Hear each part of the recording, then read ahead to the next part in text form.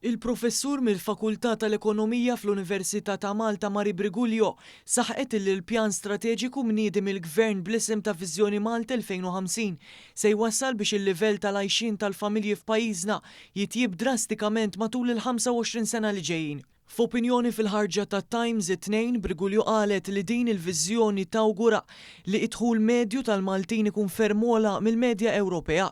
Tenniet li dan jimplika li pajjiżna mhux biss se jilħaq iżda saħansitra jaqbeż b'mod sostanzjali lil pajjiżi li llum huma meqjusin aktar sinjuri minna fosthom il-Lussemburgu, l-Awstrija u l-Ġermanja.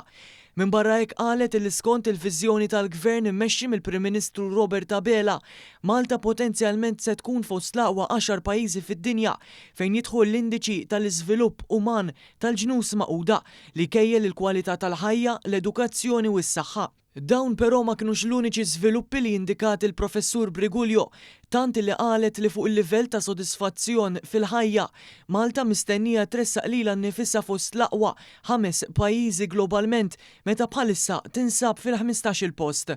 Dan il-progress infassal juri l-viżjoni ċara li tfittex li mhux biss tolli l-istandards ekonomiċi tal-pajjiż iżda wkoll ittejjeb b'mod konkret il-benesseri tal-poplu Malti fil-ħajja ta' kuljum, saħqet Mari Briguglio.